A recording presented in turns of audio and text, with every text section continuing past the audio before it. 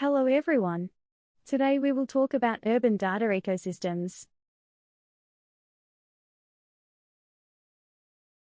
This course introduces the concept of urban data ecosystems, with a specific focus on points of interest and population data as foundational layers of urban analysis. Cities generate and rely on large volumes of data, but this data only becomes meaningful when it is structured, connected, and interpreted within a spatial context. Understanding POI and population data is essential because these datasets represent how cities function and how people interact with urban space. Public services, infrastructure planning, accessibility analysis, and sustainability policies all depend on reliable and well-integrated urban data. By the end of this course, you will be able to identify key types of urban data, understand how POI and population datasets are structured, and recognize how these datasets are prepared for further spatial analysis. This course provides the foundation needed before moving on to advanced urban analytics and decision support methods. An urban data ecosystem refers to a collection of interconnected datasets that together describe how a city functions. These datasets represent people, places, infrastructure, and activities, and they gain value when they are analyzed collectively rather than in isolation. Urban data can be broadly categorized into static and dynamic data. Static data includes relatively stable elements such as land use, buildings, and administrative boundaries. Dynamic data, on the other hand, captures change in movement, such as population flows, mobility patterns, and sensor-based measurements. Traditionally, many urban datasets exist in silos, managed by different institutions and used for separate purposes. An integrated urban data ecosystem overcomes these limitations by enabling datasets to be linked through spatial references, allowing more comprehensive analysis and better informed urban decision-making. Urban data can be classified in several ways depending on its structure and role in analysis. One important distinction is between spatial and non-spatial data. Spatial data includes explicit geographic information, such as coordinates, shapes, and networks, while non-spatial data consists of descriptive attributes that may or may not be linked to a location. Another key distinction is between foundational and contextual data. Foundational data provides the base layers required for spatial analysis, such as road networks, land use, and administrative boundaries. Contextual data adds explanatory power by providing additional information about people, activities, or conditions within the city. Urban data sources can be both public and private. Public sources often include government and municipal datasets, while private sources may come from commercial providers or crowdsourced platforms. Understanding these distinctions helps ensure that data is used appropriately and effectively within an urban data ecosystem. Geographic information systems play a central role in urban data ecosystems by acting as an integration platform for diverse datasets. GIS provides a common spatial reference framework that allows different types of data to be stored, visualized, and analyzed together. One of the key strengths of GIS is its ability to link heterogeneous datasets.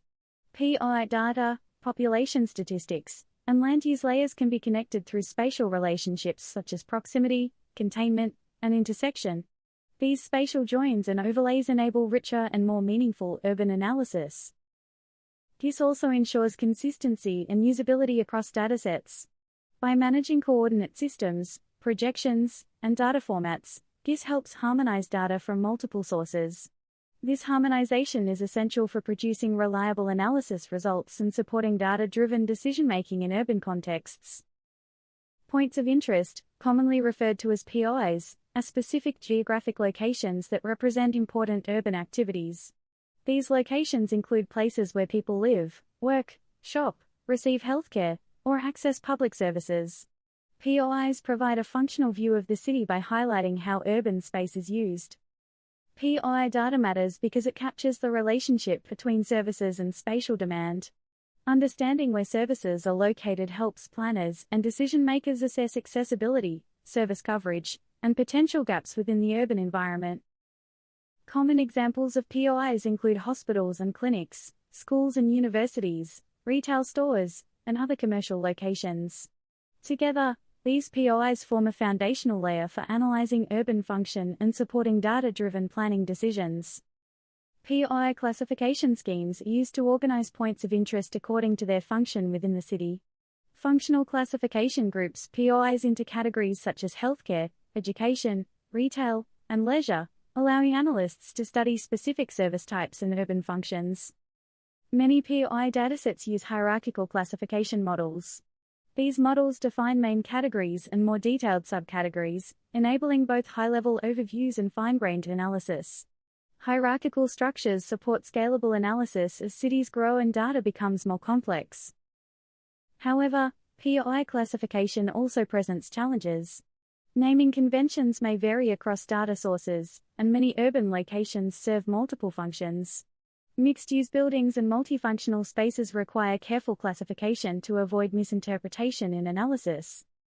POI data can be obtained from a variety of sources, each with its own advantages and limitations. Open POI data sources, such as OpenStreetMap and public open data portals, provide freely accessible datasets that are widely used in urban analysis and research. These sources often benefit from large contributor communities but may vary in completeness and accuracy. Commercial POI datasets are produced by specialized data providers and typically offer standardized classifications, higher consistency, and regular update cycles. These datasets are commonly used in professional and operational settings where data reliability is critical. Crowdsourced POI data is generated directly by users and communities. While this approach enables rapid updates and local knowledge capture, it may also introduce inconsistencies and biases. Understanding the source of POI data is essential for assessing its suitability for specific urban analysis tasks. Data quality is a critical factor in the effective use of POI datasets. One key aspect is completeness and coverage. Some POI categories may be missing or underrepresented, and coverage can vary significantly between central urban areas and peripheral neighborhoods. Positional accuracy is another important consideration. POIs must be correctly located in geographic space to ensure reliable spatial analysis. Even small location errors can affect accessibility studies, service area calculations, and proximity-based analysis. Temporal freshness refers to how often POI data is updated. Cities change rapidly, with new services opening and others closing. Outdated POI datasets may misrepresent current urban conditions, making update frequency an essential quality criterion for urban data analytics. Land use and POI layers represent different but complementary perspectives on urban structure. Land use data describes area-based functions, such as residential, commercial, or industrial zones, while POIs represent specific locations where activities take place within these areas. Urban function mapping uses land use layers to identify dominant activities across different parts of the city. This mapping helps planners understand how urban space is organized and where certain functions are concentrated. Many areas, particularly in dense cities, are mixed use and serve multiple purposes. Land use layers provide essential context for interpreting POI data. Without land use information, POIs may be analyzed in isolation. By combining land use and POI layers, urban planners can support more informed and strategic decision-making processes. Urban Atlas is a standardized land use dataset designed to provide a consistent representation of urban areas. It offers a harmonized classification system that allows land use patterns to be compared across cities and regions using a common framework.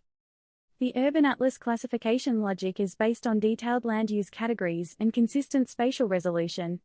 This consistency makes it suitable for large-scale urban analysis and long-term monitoring of land use change. Urban Atlas complements POI data by providing an area-based perspective on urban functions. When combined, POI and Urban Atlas layers enable cross-layer analysis, supporting a deeper understanding of how services, activities, and land use interact within the urban environment. Population data represents the distribution of people across urban space and is one of the most important indicators of urban demand. It provides insight into where people live and how urban services and infrastructure should be planned to meet their needs. The most common sources of population data are census records and administrative datasets produced by official statistical agencies. These datasets are typically aggregated at predefined spatial units such as districts, neighborhoods, or census blocks. Population data matters because it allows planners and decision-makers to link services, infrastructure, and policies to the people they are intended to serve. Without population data, it is not possible to accurately assess demand, equity, or service coverage in urban environments. Population density describes how many people occupy a given area and is a key metric for understanding urban structure. Density varies significantly across a city, reflecting differences between central urban cores, suburban areas, and peripheral zones. It is important to distinguish between residential density and functional density. Residential density focuses on where people live, while functional density reflects where economic and social activities are concentrated. These two patterns may differ substantially within the same city. Interpreting population density patterns helps planners identify areas with high service demand, infrastructure pressure, or development potential. Understanding these patterns is essential for effective urban planning and resource allocation. Population distribution in cities is not static. Throughout the day, people move between residential areas, workplaces, educational institutions, and service locations. These daily mobility patterns create significant differences between daytime and nighttime population distributions. During the daytime, population tends to concentrate in business districts, industrial zones, and service centers. This shift increases demand on transportation systems, public services, and urban infrastructure in these areas. At night, population distribution shifts back toward residential neighborhoods. Understanding the contrast between daytime and nighttime population is critical for planning emergency services, transportation, utilities, and urban resilience strategies. Socio-demographic layers describe the social and economic characteristics of the population living in urban areas.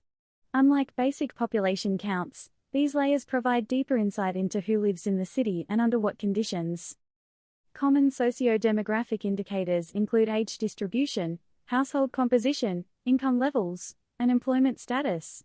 These indicators help planners understand differences in needs and capacities across urban neighborhoods.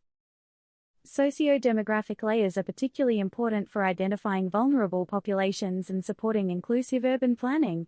By integrating these layers into urban data ecosystems, cities can design policies and services that address inequality, improve resilience, and promote social sustainability. Integrating POI and population data is essential for understanding how urban services relate to the people they serve. POI data represents the supply side of urban functions, while population data represents demand. Meaningful urban analysis emerges when these two layers are analyzed together. Common integration approaches include spatial joins that associate population values with nearby POIs or aggregate POIs within defined administrative or functional zones. These methods enable analysts to evaluate service coverage, accessibility, and potential gaps. However, integration must be carried out carefully to avoid misinterpretation. Differences in spatial scale, resolution, and data quality can lead to misleading conclusions. It is also important to distinguish between correlation and causation when interpreting integrated urban data. Urban data integration follows a structured workflow that brings together datasets from multiple sources into a unified GIS environment. This process begins with data collection, followed by preparation and transformation to ensure compatibility and usability. A common approach is the ETL process. Data is first extracted from its original sources, then transformed through cleaning, formatting, and standardization steps. Finally, the processed data is loaded into a GIS system where it can be analyzed and visualized. Well-designed data integration workflows are essential for repeatable and scalable urban analysis. Clear workflows reduce errors, improve data consistency, and support long-term maintenance of urban data ecosystems. Data quality control is a critical component of any urban data ecosystem. Analytical results are only as reliable as the data they are based on, and data errors can easily propagate through integrated systems. Key dimensions of data quality include accuracy, consistency, completeness, and validity. These dimensions help assess whether data correctly represents reality and whether it can be safely used for analysis and decision-making. Basic quality control practices include applying validation rules, checking attribute ranges, and performing consistency checks across datasets. Incorporating quality control into data workflows helps ensure trust in urban data analytics outputs. Urban data ecosystems are widely used in practical planning and policy contexts. Common use cases include planning the location of public services, evaluating infrastructure investment options, and assessing spatial inequalities within cities. These ecosystems support evidence-based decision-making by providing a comprehensive and spatially integrated view of urban conditions. Policymakers and planners rely on urban data to design long-term strategies that address growth, sustainability, and resilience challenges. Multiple stakeholders are typically involved in urban data ecosystems, including municipalities, planners, utility operators, and data analysts. Effective collaboration among these actors is essential for maximizing the value of integrated urban data. This course emphasized the foundational role of POI and population data within urban data ecosystems. These datasets provide essential insight into how cities function and how services relate to people and places. Data integration and quality control were highlighted as critical success factors. Without reliable data and structured workflows, urban analysis results can be misleading or unusable. By establishing a strong data foundation, this course prepares learners for more advanced spatial analysis methods. Understanding urban data ecosystems is a necessary step before applying analytical and decision support techniques. This course focused on building a solid understanding of urban data ecosystems, with POI and population data as foundational layers. Once these datasets are properly structured and integrated, they can be used to support more advanced analysis. The next course builds on this foundation by introducing spatial analysis methods. These methods allow urban data to be transformed into actionable insights related to accessibility, density, and network behavior. Together, Course 431 and Course 432 form a logical learning progression, moving from data foundations to analytical techniques that support sustainable and resilient urban planning.